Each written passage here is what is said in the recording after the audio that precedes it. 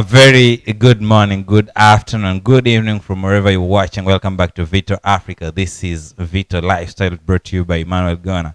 And today we are not going to focus much on just the SDGs as we are used to. Rather, we are going to look at something else, a very special campaign that the guy who you're seeing here is actually running. And in the next few seconds, of course, you'll get to know him and what he is actually doing. But just before we get into that, remember we are live on YouTube channel at Vito Africa, and you can always follow us on our social media platforms, Twitter at Vito Africa 1, Facebook at Vito Africa, and on TikTok at Vito Africa. Namna gani bwana? Sawa kabisa. Uko sawa? Niko sawa kabisa. Karibu sana studio zetu za Vito. Is this your first time that we are hosting you? Yeah, this is my first time. Na ilikuwa kama ni ndoto yani kuwa niwe hapa. Sasa umekuwa na hii ndoto lakini ukawa unanyamazia. So mpenzi mtazamaji, kumbuka kwamba unaweza kutufuatilia pale YouTube na utakuwa unapeana maswali, maoni na mapendekezo ya kila kitu ambacho pengine utakuwa unaona ama unafuatilia hapa ndani ya studio. Jamaa nimeanza kumuuliza hivyo kwa sababu ni mtu ninamjua, lakini kwa sababu ni mimi ninamjua pia wewe unatakiwa upate fursa ya kumtambua. Kwa hiyo pengine uambie mashabiki wetu, ujitambulishe, wakufahamu tu na vile ambavyo unajihusisha navyo. Karibu sana. Yeah, asante. Maybe kwanza salamu, good morning, good afternoon, good evening to all Vito Africa viewers. Yeah, kwa jina ni Madaraka. Yeah, Madaraka Katana. So mimi professional, I'm a teacher, primary school teacher, and outside here huwa najihusisha sana with things relating to environment au mazingira. So niko na passion sana na huwa napenda sana kupanda miti na hata plastic pollution. And kienda tu kando na profession ile yako ambayo umeitaja, maybe tuanze tu na what tumetaja nini hapa, the social media influencer. So umeanza vipi, ulianza vipi your social media influence journey? Yes, on social media, yeah, mimi tokea nianze kumiliki simu, nimekuwa mtu wa simu. So I'm that person mwenye nikikaa hivi kwa simu najipata tu I'm just online to every day. So there was that time when I was just posting, I was just doing those things, but sikujua kuwa this posting on his social media, I can use it so as to educate or to do something to the community. So it's until that time when I met people ambao walikuwa ni ma pro on influencing. So that's when I started my journey, just last year hivyo, and that is when I started my journey. Yeah. Congratulations bana. Unajua watu wengi wako na hizo gadgets, wana access internet, lakini nahisi kama wanafanya venye ulikuwa ukifanya. Yeah. And I want to believe that pia in that journey pia you are doing something kuonyesha kwamba the community sasa, na more specifically the young people, kwamba unaweza kuwa social media na ukawa you making life out of this. So that's a good work that you're doing. Of course unajua bado wakati mwingi Vito Lifestyle sisi huwa tunaongelea stories za SDGs, na hiyo yote tu bado inaonyesha kwamba kuna ile ndoto ya kwamba someday sometime kuna vitu zenye zitakuwa zime change na zime make nini inaitwa impact. Yeah, so I want to believe that uko nje bado tu una make impact na social media kama vile walivyosema, because nili expect pengine utakuwa unataja social media influencing, utaje mambo ya pesa, but nimesikia ni kufunza na kufanya vitu pale, which is a very good mentality. Okay. Yeah. On social media, yeah, social media also you can earn a living through social media. In fact, the first time I was introduced into social media, niliintroduciwa na jamaa anaitwa Francis Mwaro. I saw him sometimes here. Yeah, Ajira Digital. Yeah, Ajira Digital. So hiyo ndo jamaa mwenye nilipatana naye na akanionyesha ku social media and how I can work online.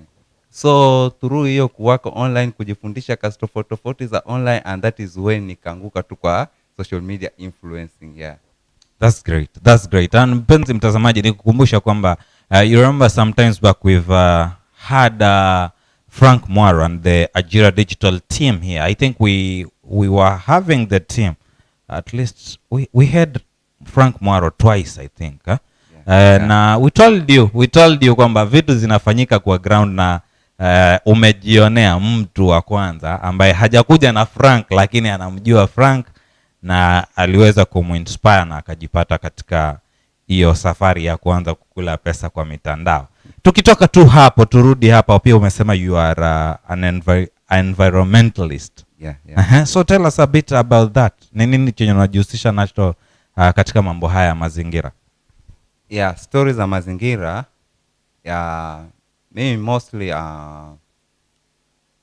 maybe from where I started. Yeah, although from the beginning mi nilikuwa sijui anything about environment. Yeah. So until when I met Francis Mwaro, that is when nilianza tu kujua tu mambo mengi. Yeah. So through Francis Mwaro I met another group hapo inajiita Kilifi Youth on the Move. Yeah. And from Kilifi Youth on the Move, that is when I learned about climate, about climate justice, and about hizo sorts of climate. So from there, that is when I learned about climate and how climate is changing and how we are affected and we are about to be affected with climate change. So that is when nika aspire sasa kwa mtu wa environment so as to save the situation. Now nikaanza hizo stories za kupanda miti. And through Kiom, I was just planting trees. And later now ndo nikaingia pia kwa plastic collection, because I know the effects of plastic to our environment, to the ecosystem. So that is when nikaingilia stories of plastic. Safi, zuia hapo mwanzo tu nipige tena shout out kwa Frank Mwaro. Brother Frank Mwaro, kama unasikiza bana, hata leo hata pia wewe uweke comment, kwa sababu umeweza kujenga kijana hapa ambaye social media influencing ni wewe. Bado mambo ya climate wewe ndio ulimlink mpaka akaingia kwenye aliingia. Pia ni pige shoutouts kali sana kwa Kilifi Youth on the Move. Salute sana Kilifi Youth on the Move. Na before hata nisahau, by the way, this Saturday the 13th, Kilifi Youth on the Move pamoja na timu kubwa sana ya KCCGP, which is powered by Grow With Us, watakuwa pale maeneo ya Kidundo Island Kilifi wakifanya mangrove tree planting. I am certainly sure, Madaraka Katana atakuwa hapo. Hiyo siwezi miss. Hiyo haiwezi miss. Najua umepanda mikoko mingi. So far unafikiria yenye umepanda kuanzia last year mpaka sasa inaweza kuwa inafika ngapi? Yako peke yako, leave alone hiyo mambo. Yangu tu peke yangu. Naam. More than 2k. More than 2000. Yeah. Because maybe hapo nyuma ilikuwa si count, but the last time nilienda ku count, yes, and counting, yeah, I think niliplant about 270 mangroves. Na umekuwa tu. So hiyo ni mara moja. So nilikuwa nikipanda tu. So that means ni mingi tena sana. Sasa kina Madaraka ni wale wenye wana deserve ile, walisema president walisema ni is it certification. Kuna miti sijui ukifika 300 ulikuwa unasema unatakiwa upewe certificate. And by 300? Yes, only 300. Hata sisi tulipitisha zamani. And by the way, before nisahau pia mpenzi mtazamaji, there is an app pale kwa Google Play Store. Sisi ni watu wa Android.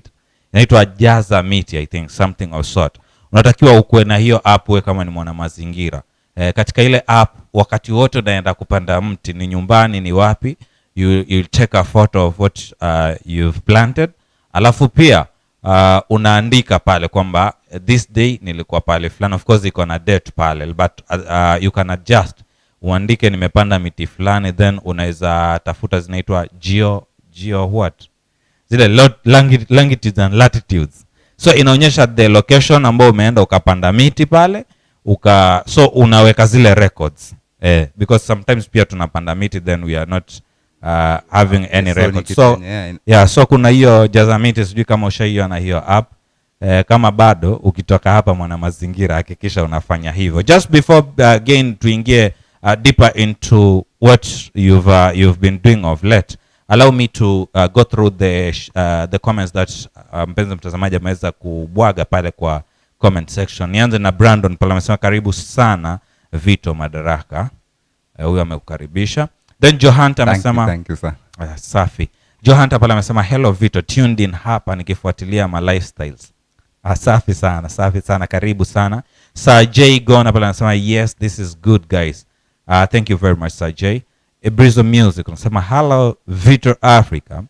Then akasema Kidundu Island tuko pamoja kwa hiyo safari. Ebrizo Music. Unajua squeezy and again nafikiria pia ni kitu mzuri ambao tunaongea. And I must be proud kama one of wale ambao tuko hapa Vito Africa, kwamba Vito Africa nadhani inaweza kuwa pia inatajwa kama among wale wamekuwa inspire my youth pale nje uweze kujihusisha na stories za ku conserve environment sana. So nikiona watu kama kina Ebrizo Music, mashabiki wetu, nikisema sugu inakaa kitumbaa, lakini mashabiki wetu wale wa nguvu wanaweza sema kwamba Kidundu lazima waende. Akina Madaraka hapa ambaye hajatuambia alijuaje Vito, lakini pia ametangaza kwamba ataenda. I think we are doing good as Vito Africa. So thank you very much mpenzi mtazamaji kwa kuweza kutufuatilia na kuwa pamoja nasi katika safari hii. Kidogo niseme safari huu ya kuweza kuhakikisha kwamba mazingira yetu unajua I'm looking at conservation in Kiswahili. Kudumisha. Tunayatunza na kuyakuza. Okay. Yeah. So Madaraka Katana, you've talked of planting trees. Yeah. Now we have another campaign yenye tunaita ya grow trees. You see most of the people wamekuwa kule nje, they just talk of planting trees. Do you plant trees or you grow trees? Yeah, I'm growing trees. Yeah. Now you should explain a bit. Unajua watu wamezoea tu plant a tree. Yeah. Okay, so when we say planting a tree, kuplant a tree is just kuweka huo mti kwa shimo, alafu ndo waachane na mti ujikulia ama ukue wenyewe. Kazi ya producer hiyo anasema kila mti kila shimo anapanda mti. Yeah. But when we are talking about growing a tree, growing a tree is not just planting a tree, but plant a tree and you are nurturing to make sure that your tree grow to be a bigger tree. But most of the times zile trees ambazo tuna plant tunaweka tu hapo kwa shimo, but hatujui zitakuwa, hatujui zitakufa. So when we grow a tree, sasa we are making sure that your tree itakuwa kubwa na you are nurturing it yani. Yeah. In short, mostly some of us most of us tuna concentrate sana na planting na kuplant. Yeah. It's more of a show off ile kwamba as much as mimi nimepanda mti, that's just it's fine. Yeah. Mimi nimepanda mti, so utaenda ukaambia watu mimi miti kupanda miti nao nimepanda miti mingi sana, lakini ukiangalia hivi maybe yenye imekuwa sasa ni kidogo. Yeah. Yenye imesurvive ni kidogo. Thank you very much. Sijui mpenzi mtazamaji wewe umekuwa ukigrow a tree ama umekuwa ukiplant a tree. Pia unaweza share na sisi ukatuambia kama umekuwa ukipanda miti. Madaraka hapa amesema kwamba ameweza kupanda takriban miti 2000 ama zaidi, lakini kwa sababu hakuwa akiweka idadi ile ama takwimu za miti ambayo anapanda, unaona Kiswahili vile kimepanda bei, hakuwa akiweka takwimu zile, kwa hiyo hayuko sure sana, lakini he has almost ama over 2000 trees and that's just last year na huu mwaka so far venye tumefika. So sijui wewe mpenzi mtazamaji kama umekuwa ukiplant tree ama ukigrow tree, you can always share with us on the comment section pale tujue wewe uko kundi lipi. Umekuwa ukipanda miti ama ukikuza miti ile. Kukuza miti kama Madaraka alivyosema ni kwamba si ati unapanda tu uache, bali unahakikisha kwamba mti ule unaweza kusurvive mpaka ufikie pale ambapo unajua hauna wasiwasi nao, pengine kuje jua, kuje mwezi, kuje mvua, mti ule utakuwa basi unaweza kuendelea kwa uzuri zaidi.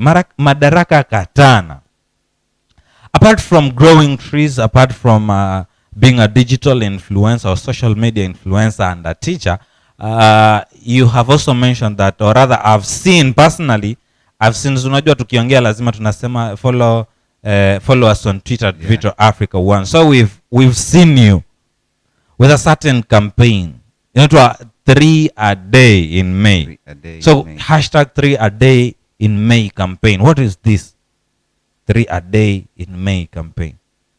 Yeah, this is a campaign, you know, hiyo maybe passion ya kwanza ku collect plastic.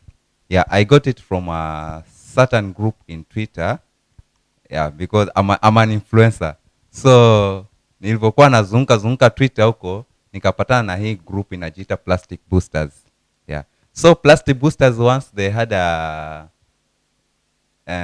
it was like an initiative where you are adopting a place. Unaenda tu kwa Google Maps na ndio you are identifying a place, alafu una adopt kuwa utaiweka plastic free. So nikapendezwa na ile challenge na ile initiative, na nikaamua let me join Plastic Boosters. So I did it for nika adopt a place which is just around hiyo kwenye naishi, but nilichukua tu hiyo adoption na wakanipea certificate hapo kwa I have adopted a place, but I didn't do it. I was doing it but nilikuwa naifanya tu polepole. Did they know that you are not doing it?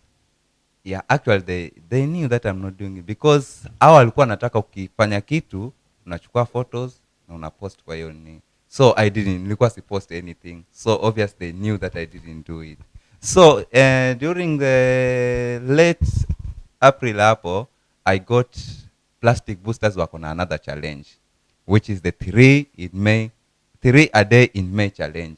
So this one sasa nika join, na at that time that is when sasa ni okay, anyway, by the way, Vito Africa by the way, I'm a big fan of Vito Africa. So during hizo lifestyles hizo, I met this lady with this queen.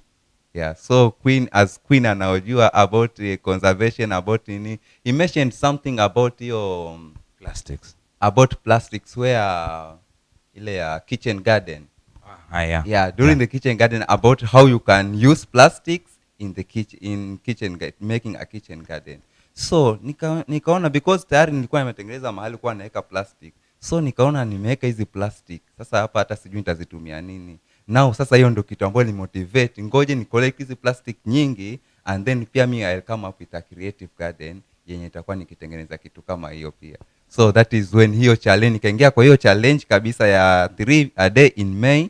And pia my aim was now nitengeneze hiyo creative garden as motivated by Queen. Safi sana, safi sana. Leo naona itakuwa ni siku ya mashoutouts kibao sana. Queen Elizabeth, by the way, we were to have Queen leo, but amefanya communication, ametuambia she's actually traveling, na alisikia uchungu sana kwa sababu hangeweza kufika siku hii ya leo. But I really love the part that Queen amekuwa akikuja kwa show zetu na kuna impacts zenye zimefanyika. By the way, today katika pitepite zangu nikasimamishwa tu mahali na jamaa fulani akasema I saw Queen akaongea, and this guy alienda hadi Arosha. Nilisikia Queen akiita Arosha. Sisi tunaita Arocha, lakini Queen alisema ni Arosha. So huyu jamaa after Queen amekuja hapa, yeye alienda in person mpaka Arosha, Kenya. So akakutana na Queen wakaongea, and the guy ameniona, yani anafurahia tu venye tu hapa unaieleza kwamba after kuangalia Vito lifestyle pale Queen akiongelea hivi. So we really appreciate you people. Unajua shabiki wewe, kama unaona tu inakupunga vizuri, we are always open to hosting you, tukuje tuongee, unapeana hata zinaitwa ni testimonies, ushuhuda. Unakuja pia unasema mimi nilikuwa nikiangalia Vito, ni vile sisi sasa si sadaka. Mimi nilikuwa nikiangalia Vito nikaona kipindi fulani kikanijenga kiasi fulani na mimi nikajipata hapa, which is very good. So thank you very much Queen Elizabeth, pale ambapo utakuwa unatizama hii, kwa sababu at least sasa I told her by the way kwa show hapa kwamba I'm sure hizi vitu lazima zita make ile impact, and already tunaona hapa. So before pengine turudi tu endelee kutueleza the 3 a day in May campaign ama challenge yenye unaendelea nayo, nikukumbusha mpenzi mtazamaji kwamba tunapatikana live pale YouTube channel at Vito Africa, na kupitia mitandao ya kijamii Twitter at Vito Africa 1, Facebook at Vito Africa na TikTok at Vito Africa. Pale comments tupitie 2-3 alafu tuendelee. Johanta pale anasema planting is easy, growing is the real deal. Na hii planting hii hata wale wakupanda miti kwa zile mashimo zingine pia, I think hiyo ndio huwa challenge bado. Unapanda miti vizuri lakini sasa kugrow hapo ndio tuna draw the line. So tujifundishe kupanda miti na kuigrow. Nelson Sifuna pala anasema hii title ya leo mazee, najaribu kufikiria mtaongelea nini spati, but iko kachi sana. Kudos Vito, thank you very much. That is 3 a day in May. It's a challenge bro, it's a challenge. Na kaa mkao wakula kwa sababu ndio sasa linaanza kupakuliwa hili. Karisamuzo anasema nawapata vizuri sana Vito Africa, Madaraka ni mtu ni mtu mkubwa sana, maana amejihusisha na mambo mingi. Hiyo ni vizuri sana bro, big up and congratulations. Thank you, asante sana. Safi sana. So 3 a day campaign, mwanzo unasema ulipata certificate. You see most of the young people wanana akiketi pale nje, targets wa tuseme ni 2.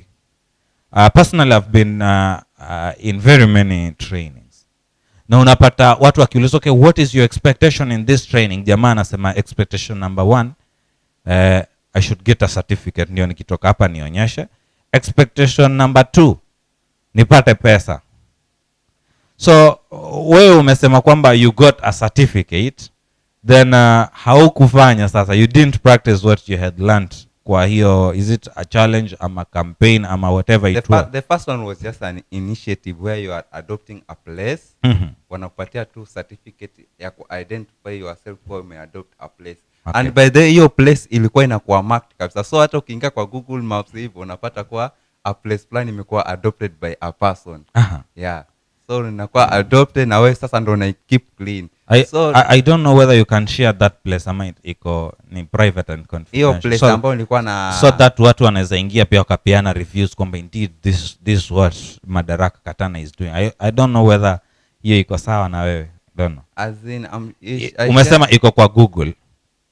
Hiyo place yenye uli adopt iko kwa Google map.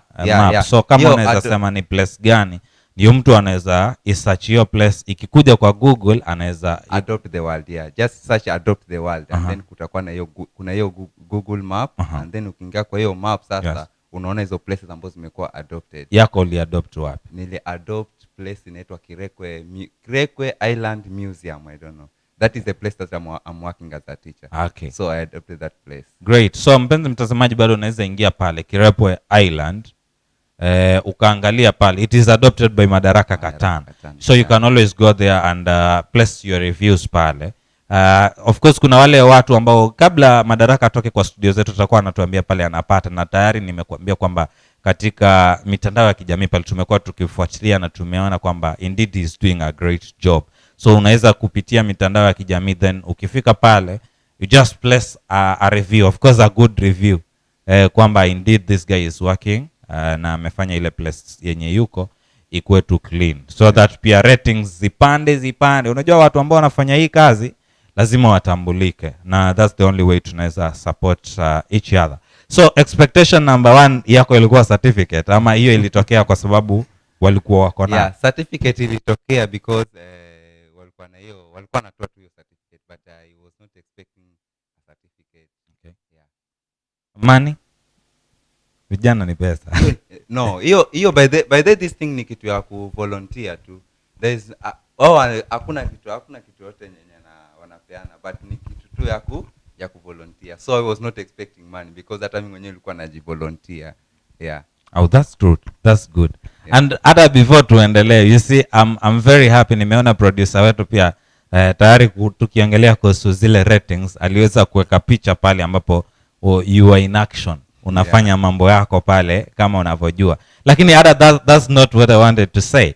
I've seen a comment from one Francis Mwaro. Unajua kuna watu wenye wakitajwa bana huwa wapenzi watazamaji wetu wa Vito wengi huangalia hawapendi kabisa kucomment. lakini tunawakujia. We'll mention you mpaka muweke comment. So I can see Francis Mwaro pale ameingia akasema good job bro Madaraka. Na akapiga makofi mengi sana. So thank you very much brother Francis Mwaro kwa kuingia. Na again nitaje, nimesema leo ni siku ya shout outs by the way. Francis Mwaro pia anafanya kazi fiti sana. I think jana tulikutana mahali and he was actually suggesting zile places zenye young people bado wanaweza enda. I think huku nje nimeanza kuona vijana, by the way vijana wamekuwa na inaitwa positive attitude. Tunaangalia hizi vitu zote, nafikiria tumeanza kuangalia na angle tofauti, si ile watu walikuwa wakituangalia nao kwamba vijana ni watu tu wamezoea hiki. And I really like zile challenges zenye tunajaribu kupeanana the challenges ambazo tunashare ili mtu aweze kuifuatilia venye tuwe umepata hiyo challenge. So you didn't expect a certificate, you didn't expect money because you knew hapa ni voluntary services that we are offering. So after hiyo so ikaanzaje ndio sasa ukapata kale ka challenge ka kwamba now let me do this, because umetaja kwamba sasa mwezi wa 4 ukienda kuisha ndio sasa ukaanza kuona kwamba wameanza tena kuleta a challenge. Yeah, on plastic collection, hiyo ni kitu ambacho nilijiandikisha tu kule nikapata hiyo certificate, but nilikuwa naifanya tu just nikiwa hiyo, nilikuwa sichukulii kama kitu serious sana hapo mwanzo.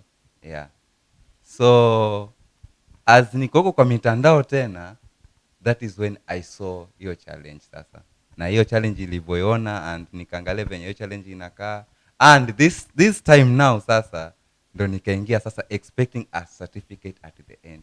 Yeah, because I nilisoma na nikaona at the end of the challenge there's a certificate that you have participated in this challenge. So this time niliingia, but I'm expecting a certificate by the end of May after doing it. So now are you doing the campaign for the certificate or now umependa tu hiyo campaign? Now hiyo kitu sasa after nimeingia kwa hiyo campaign, hiyo ni kitu sasa kama imeniingia kabisa, and I want to do it as hata after hiyo campaign imeisha. Then I think that is what I will do, plastic collection or making the environment clean. Great. Yeah. So what is this exactly? Tueleze tu ama ueleze mtazamaji pale, 3 a day in May inamaanisha nini? What is this 3 a day in May? Ni nini exactly yenye inafanyika hapa? Okay, 3 a day in May challenge. This is a challenge ambayo ililetwa na Plastic Boost as I've said before. So it is a challenge where just anybody, maybe you are collecting 3 plastics every day for the month of May. So just kila siku una collect 3 plastics, na kila siku una collect 3 plastics for the month of May. Just that. Sasa sisi wenye sasa month, leo ni tarehe ngapi leo? Unajua mshahara ukisha tunasahau tarehe. Leo ni 10th May. Leo today is 10th, yeah. Sasa kama leo ni 10th, mimi naweza anza na ikaitwa May, nitamaliza kweli hiyo mwezi ama itabidi to extend? Yeah, I think you can join the challenge, because May you can just join the challenge. Okay. Yeah, anybody there, you can just join the challenge and continue with that. Yeah. Great. Hey, sijui mpenzi mtazamaji wewe unaonaje ama unasemaje kuhusiana na kila chenye ndugu yangu hapa Madaraka Katana anafanya, na napenda sana producer wetu pale, producer Harry Kombe anavyofanya vitu vyake. I can see he has tried as much as possible kukuonyesha kila kitu ambacho Madaraka Katana anaongelea, kwa sababu kwa screen zako bila shaka kutakuwa umeona zile picha akiwa in action, Madaraka in action. Anafanya mambo yake pale. Sijui wewe unaonaje ama ni initiative gani wewe kama wewe umeweza kuifanya ama kuifuatilia, na je unaona kuna manufaa gani ambao unapata, ambacho ni kitu ambacho ndugu yangu Madaraka Katana apata kwa anatueleza in the next few minutes. Atakuwa anatueleza anaona manufaa yake apart from the certificate which is expecting. Ni nini chengine chenye anaona kama kinaweza kuwa cha manufaa kutokana na 3 a day in May campaign ama challenge? Wise Comedy pale anasema kazi safi sana, mazingira lazima ingare. Thank you very much. Rama Joho, a new follower of Vito. It's amesema it's ama ni text pale imekatika, lakini of course Rama Joho tunajua utarudi umalizie ile. Yeah, I'm new here Vito, mnafanya kazi nzuri sana. I'm learning a lot. Asante sana na karibu sana Rama Joho. Hapa hapa ndio nyumbani ambapo utakuwa unapata vitu vingi vizuri zaidi. Na ukumbuke kwamba si leo tu ambapo tunaangalia Vito Lifestyle, bado kuna siku nyingi sana. Ukiwa mtu wa burudani, basi siku ya Ijumaa utakuwa unauwasha mshumaa. Ukiwa mtu ambaye bado unapenda sana uweze kuishi na mwenzako, utakuwa unaungana nasi kila siku ya Alhamisi pale katika kipindi cha Hali Halisi. Na kama we ni mwanaspoti, basi usikose kujiunga nasi kila siku ya Jumamosi tunapoangalia Vito Sport. Hiyo ni baadhi tu ya vile vipindi ambavyo utakuwa unavipata kila siku ya Juma. Rama Joho, karibu sana na uweze kukaribisha majirani pale, ili kwamba uhondo huu usiupate peke yako. Jafet Brown pale anasema ndo kuanza kufuatilia Vito. Karibu sana Jafet Brown. Kazi safi ile ya kujiunga na muweze kuleta majirani pia, ili tuweze kusonga mbele pamoja. We are talking of by the way, I hope mmesubscribe. I hope mmesubscribe. Na kushare ni kitu cha maana sana. But I know you have subscribed. Mimi ni kama nawajua hata kama siwajui. This handwriting ni kama imesubscribe. So thank you very much. So tukawa tunaongelea, okay, apart from this certificate, unafikiria umuhimu sana wa hii 3 day in May challenge unaweza kuwa nini? Yeah, wajua plastics actually, from my knowledge, plastic are very dangerous to us. Yeah, plastic are very dangerous, right from production, from where, like I was following Queen last time. Now plastics are made from petrochemicals, so that means zile chemicals za petrol ndo zinatengeneza plastic. That means from the making of plastics, hiyo carbon dioxide, hiyo gas emissions hizo zinatoka. So at the end, our atmosphere ndo inakuwa affected. At the end, our production in agriculture or anywhere ndo inakuwa affected.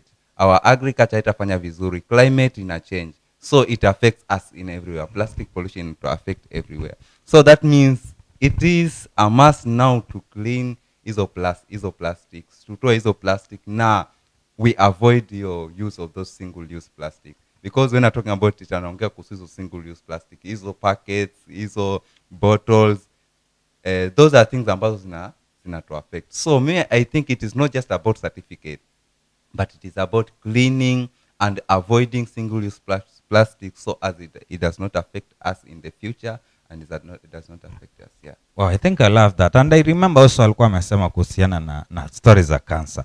Akasema kuna watu pale wakiketi pale ikifika time ya chai ama vitu vile moto, yeah, wanasema mimi siwezani na hii zingine naweza plastic kwa sababu sijui inapoesha, sijui story nyingi pale. So I think yeah, I agree with you kwamba madhara ya plastic actually ni mengi kushinda zile faida ambazo huenda zikawa ziko pale. Yeah. Na niulize pia swali lingine, wakati unafanya hii 3 day in May challenge, hizi plastics zote ambazo mpenzi mtazamaji ameweza pia kuziona kupitia hapa Vito, zile picha ambazo producer amekuwa akiweka, hizi plastics ukizikusanya utazipeleka wapi wewe? Yeah, at first I was collecting. That's why at first nimesema niliji enroll kwa ile initiative, but nilifikiria hata hizi plastic ngiziweka hapa nitazifanyia nini? So at first nilikuwa naifanya, but sikuwa na kwenye naweza peleka plastic. At first mara nyingine nilikuwa nafikiria kulikuwa na watu wana collect plastic, maybe sometime naweza kuja ziuza. But later after nimeona Queen, sasa nimesikiza Queen vizuri about kitchen garden, that is when nikafikiria sasa hizi plastic I can use them even in making that kitchen garden. So na collect hizo plastic, na siku hati nitazi collect alafu nizirushe. No, I'm thinking about planting hizo trees, even the packets hizo nafikiria hata instead of nimeweka kama hizo plants ama any seedlings ambazo na nini nikiweka kwa packets, instead ya kwenda nikanunue sijui plastic au sijui nini, I can put even hizo plastic za sabuni, plastic za mikate, niweke mchanga na niweke tu hapo. So I'm thinking about making a creative garden or making hizo seedlings and using those plastics. Wow. Hey, thank you very much. Unajua kuna zile challenge zenye unaicheki, hii challenge iliweza bwana, because najaribu kuangalia ni ingekuwa Swahili wangesema it's 10/10. Unapata ni kitu yenye umechukua huku kama West umeiregesha huku ila kusaidia. It's a resource fulani yenye umeipata huku. Na pia that reminds me of some friends pale Laikipia County pale wanafanya kitu wanajiita urban farming, urban farm whatever initiative I think, na wamekuwa by the way wakitumia sana hizi plastics. Ni kitu yenye ina nini uzuri, unaweza panda tomato zile zile mamboga hivi, na ni vitu venye kama ulivyotaja, nafikiria Queen aliweza kushare na sisi sana mengi. Kama utakuwa hujawahi iona ama unasikia Queen unaweza rudi baada ya hii show, unaweza rudi ukaangalia zile videos za Vito Africa pale, uweze kuangalia pale. Tulikuwa tunaongelea kuhusu women empowerment through kitchen garden through kitchen garden project, ilikuwa on a Wednesday. So ukiangalia pale kwa zile videos, bila shaka utakuwa unakutana nao na utaweza kuelewa zaidi kile ambacho bwana Madaraka hapa anaweza kukitaja sana na kukirejelea. Peter Yusuf pale Petero Yusuf anasema asante sana Vito, mimi pia ni mgeni, I'm enjoying your shows. Thank you very very much Petero Yusuf, na karibu sana, zidi kushare na majirani na jamii mzima kwa ujumla, ili kwamba tukaweze kujifunza zaidi kabisa. Nafikiria Madaraka tutakuwa tunakaribia kumalizia show yetu, kwa sababu nafikiria 3 a day in May campaign ama challenge kidogo umeieleza kwa ndani zaidi. Sasa kuna yale tumeongelea kuhusu mafanikio ama zile achievements zenye unapata pale. Umetaja kwamba kuna certificate, but it's not about certificate, it's about life, unajua, na kulinda mazingira. Pia ukataja kwamba still zile vitu utaenda ukazitumie katika kuhakikisha kwamba unakuja na kitchen garden yako. Now apart from that, pengine ningekuuliza kuhusiana na challenges, because ni kitu ambao umeitaja it's in May. So what do you think are the challenges ambazo pengine umekumbana nazo ama mtu anaweza kumbana nazo just in case ana mpango wa kuingia kwa hii challenge? Okay, you know, for me I'm doing it by but my aim is to sensitize maybe people I'm living around, for also to involve in this challenge, hasa wale watu wa pale nyumbani, my family members. So that is my aim, to sensitize them all to participate in this activity. And as I'm doing it, and as I'm just na jaribu hivyo kuwashawishi, it becomes a challenge such that unajua plastic unajua kwenye naokota plastic siokoti, naokota everywhere. So unapata mtu anasema plastic ni uchafu, unaona, hizo plastic kwenye naokota ni uchafu. So unapata sasa to convince somebody mpaka afanye hiyo kitu ni ngumu. So unapata like naokota plastic, but kumwambia sasa twende tuokote hizi plastic au tuzitoe hizi plastic kwenye ziko, inakuwa ni ngumu. So maybe I was thinking like maybe naweza wapatia, maybe I can organize a time hivi niwapatie gloves so as to do it, so I was thinking something like that. So another challenge maybe, you know, it is just sensitization. So I want to sensitize the community. I want to reach the community na why we're educated how plastic are affecting us, why we should avoid plastic pollution, and why we should avoid even using those single-use plastic. So I'm just thinking of the ways. So it is a challenge that I can follow people to convince them to. Inakuwa challenge hiyo, convincing people so that they can participate in cleaning the environment. Safi. So challenge kubwa kwako ni ile ya kwamba watu wataelewa vipi na waifanye kwa plastic nini, cause wajua ni ngumu sana kuzunguka kila mahali like collecting plastic, you know. Because nikiangalia hivi around in my community or in my village where I'm living, sijaona mtu anaye collect plastic. Na ukiangalia hivi kila place yani ni chafu, you can know, yani ukitembea everywhere kuna plastic kila mahali, unaona. Kwa sure jamaa haja kuambia wewe uko na wazimu ama umelipa. Unajua hiyo pia inaweza kuwa challenge wakati mwingine, especially the young people. Wanaangalia sasa huyu jamaa ameamka ameanza kuokota machupa, sijui mifuko ni wazimu ama kuna mtu anamlipa, because najua hiyo kitu iko katika jamii. there's a time unajua sometimes huwa hata naweza amka tu asubuhi, nimelala niamke tu asubuhi, watu wakiamka hivyo wanipate mimi nimeshikilia gunia hivi naokota plastic. So at first walikuwa wanadhani tu ni wazimu, or wanadhani tu ni kazi ambayo nafanya. Sometimes nilikuwa hata sihitaji picha, sometimes nataka tu picha, nipigwe tu picha hivyo. So watu walikuwa wanadhani hivyo. Yeah, but nikazoea tu hivyo mpaka watu sasa wanaona hiyo kitu, wanaona what is in me, wanaona at least people are seeing it hivyo, but now them to involve in it sasa ndo inakuwa sasa ni vigumu sana. Yeah. Vizuri sana, vizuri sana. Sasa wakati tukisema 3 a day, does it mean that hizo plastics ni collect 3? Minimum. Okay. Ya 3. Siku collect tu 3 watch a minimum ya 3. You can collect even 100 plastics. Okay, but the at minimum, least yeah. When I collect 3 plastics a day. That's good. Yeah. That's good. So Madaraka Katana ni wale mabazuu bwana. Anaona challenge. That reminds me, mpenzi mtazamaji, ya ile time ya COVID-19. COVID-19 imetuchapa, kila mtu is like anasafa.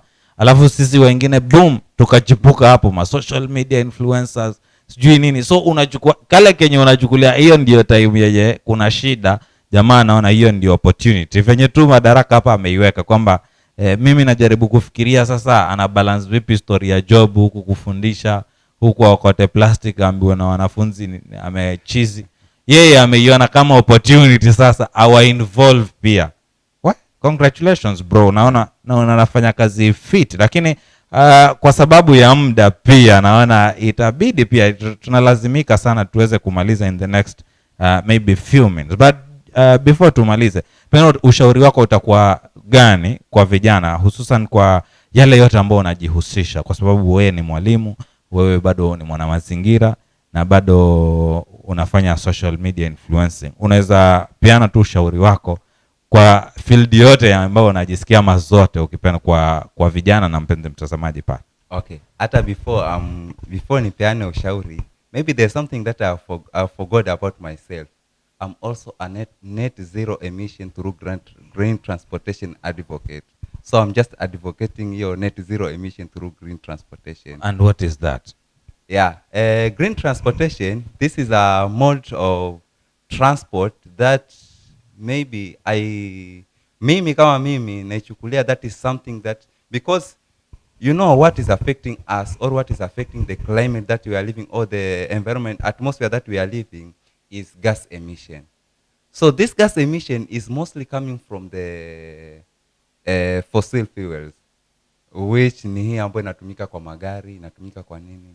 So right now I'm just like hivyo kupitia tuko mitandao hivyo, right, I come up with this in like what if we can reduce that gas emission, and through green transportation where we are using a sustainable means of transport, and we are coming up with a way ambao tunaweza could reduce this gas emission. Yeah. Safi sana, safi sana. Mpenzi mtazamaji, wakati Madaraka Katana atakuwa anaenda kupeana ushauri wako kwako mpenzi mtazamaji, I think he deserves a clap. That's my thought. Kindly, if you think he deserves a clap ama ni flowers, venye tu itakuwa rahisi kwako. Pale kwa comment section kuna pale kuna ka emoji ama some reactions. Show Madaraka some love bwana. I think he's doing great. Mimi ndio nafikiria hivyo. But I think kama una feel kama he's doing great, you can show us with an emoji pale. Uiweke kwamba Madaraka anafanya kazi fiti. You can also clap for him, ama ile yenye tu unahisi kama itakuwa rahisi kwako wakati tukienda kumalizia show yetu. So yes, utapeana ushauri kama nilivyokuwa nimekuomba. So maybe not to the young people, but to everybody outside there. You know, the life ambao tulikuwa tunaishi kitambo na ambao tunaishi saa hii, it is different. And it is different because we have become ignorant of the small things ambazo tunazifanya. Yeah, small things ambazo tunazifanya na we have become ignorant. Last time watu walikuwa wakilima na harvest vizuri, but it is different now. So it is different not because it is different kwa sababu ati kuna vitu, it is the climate, it is changing. The climate is changing. And the climate is changing because some things ambazo tumezifanya sisi. But because the climate is changing and it is changing every day, but before it becomes worse, there is an opportunity for us to change our lifestyle. Yeah, there's an opportunity for us to change our lifestyle, and this is through looking at where is the effect, na ni wapi ambao tumekosea, and we come back and change this thing. So when we are talking about plastic pollution, the single use plastic, they are made from those fossil fuels. They are transported using those iso vitu. So why don't we reduce the use of this plastic or single use plastic? Kwani tusizipunguze na tukatumia kitu ambacho hakitaleta madhara kwa mazingira. I've talked about net zero emission. Like we can talk about, ina haja gani kila mtu amiliki gari? Wakati ukimiliki gari hivi utachafua hewa. Why don't you, mbona usimiliki bicycle? Ukaona si bora una ride a bicycle. Like when you are going to a far place, you can board just a public transport. Yeah, that is something about tukifanya hivyo at least tutapunguza ile petrol ambayo ama hiyo gas ambayo inaenda huko nje, tunaweza kuipunguza. Instead of kila mtu aone gari hivi, we can just own a bicycle, we can just board a public transport, we can just do something like that, na tunapunguza just hiyo ni. So we can just reduce hiyo kitu, at least we save our climate from being destroyed like that. Asante, umenisaidia sana. Kuna pesa ilikuwa napeleka kwa Muhindi nichukue gari. Hiyo pesa tutakula kama tutakula na jamaa wa Vito. Pengine ushare na watazamaji wetu kule kwenye ambapo wanaweza kupata, because I feel like the information that you have, najua time pengine iko a bit limited here, but I know someone somewhere pale atakuwa ameketi ana feel like they need to contact, yani keep the conversation going. So kindly you can share with us your handles pale ili kwamba waweze kukufuata na kuona kila kitu ambacho unaongea in reality. Yeah, so you can follow me in my any social media, hivyo Twitter, Facebook, Instagram, TikTok, LinkedIn @Madaraka Katana. That is hiyo ndio jina ambalo natumia tu huko anywhere hiyo. Standard name. M-Pesa name. So thank you very much, Brother Madaraka Katana, for visiting our Vito studio. We really appreciate your insights. Na I know imekuwa fit, and I love the fact that naona wapenzi watazamaji hapa, they have really enjoyed, they've learned from the comments that we've received here. Naona ni kazi fiti ambayo unafanya, na niendelee kusisitiza kwamba we need people like you, vijana ambao mko na energy na mnaweza fanya hizi vitu, mnaweza leta hii change. Let us put more effort na hizo, na tuhakikishe vijana wote na the whole community inaweza adopt hizi vitu ili kwamba tusonge kwa pamoja. Mpenzi mtazamaji, nitaje tu wale ambao pia wameweza kufanikiwa kupigia makofi ndugu hapa, ndugu Madaraka Katana. Naona Brandon pale ameweza kuchapa makofi karibu 200. Benjamin Katana, asante sana. Francis Mwaro, Felista Mbogo. Na nizidi kukushukuru mpenzi mtazamaji kwa kuweza kujiunga nasi tangia mwanzo wa kipindi hiki. Nimekuwa Emmanuel Gona, kipindi ni Vito Lifestyle. Hadi wiki inayokuja, kwa heri.